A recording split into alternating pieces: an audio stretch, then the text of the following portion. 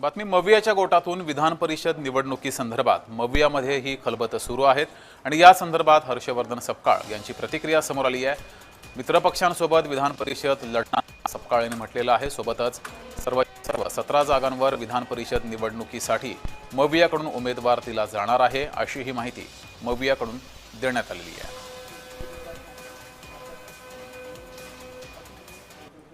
आपल्याला सगळ्यांना माहितीच आहे की विधान परिषदेच्या स्थानिक स्वराज्य संस्थांमधून 16 निवडणुका आहेत, तर नागपूर या ठिकाणी एका ठिकाणी पोटनिवडणूक आहेत।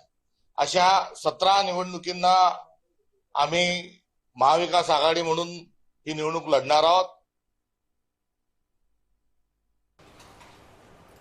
तर मविया विधान परिषदेच्या सर्व 17 जागा लढणार आहेत आणि सर्व 17 जागांवर मवियाचे उमेदवार असतील। मित्रपक्षांसोबत विधान परिषद लढणार असंही मवियाकडून स्पष्ट करण्यात आलं आहे। अधिक माहिती घेऊया, आपले प्रतिनिधी शुभम उमाळे आपल्यासोबत जोडलेले आहेत। शुभम, विधान परिषद निवडणुकीसाठी मविया महायुतीमध्ये खलबतं सुरू आहेत, बैठका सुरू आहेत, मवियाची प्रतिक्रिया समोर आलेली आहे। 17 जागांवर उमेदवार दिले जाणार आहेत, अधिकचा तपशील।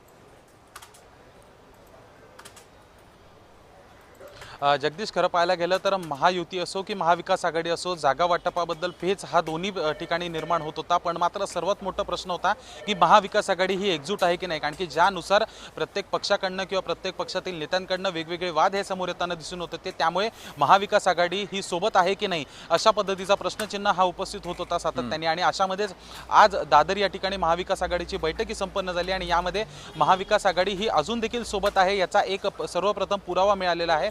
तर स्वतः पत्रकार परिषद घेऊन महाविकास आघाडीच्या नेत्यांनी सांगितलेले की सर्व ज्या 17 जागा आहेत त्या आम्ही एकत्रित लढणार आहोत आणि आमचे जे मित्रपक्ष आहेत त्यांच्या सोबत देखील आम्ही याच्यामध्ये समोर जाणार आहोत। पुन्हा एकदा 2 दिवसांनी एक बैठक होणार आहे, त्यामध्ये जागा वाटपाचा फॉर्म्युला हा कशा पद्धतीने असेल आणि कोणत्या पक्षाला किती जागा सुटलेल्या आहेत आणि कोणकोणत्या जिल्ह्यांच्या सुटलेल्या आहेत याबद्दलची अधिकृत घोषणा ही देखील होणार आहे। त्यामुळे येणाऱ्या निवडणुका ज्या विधान परिषदेच्या होणार आहेत यातल्या काही किंबहुना जागा ज्या आहेत या बिनविरोध व्हावा अशी काही महायुतीच्या नेत्यांची इच्छा होती, पण याच्यावर कुठेतरी त्यांची इच्छा जी आहे ती आता त्यांना बाजूला ठेवायला लागणार आहे, कारण की महाविकास आघाडी पुन्हा एकदा महायुतीच्या विरुद्ध ही आपले सर्व उमेदवार देणार आहे आणि ही निवडणूक जी आहे ही बिनविरोध नाही होणार असं आता स्पष्ट झालेलं आहे। जगदीश, ठीक आहे शुभम, तुम्ही असेच जोडलेले राहा।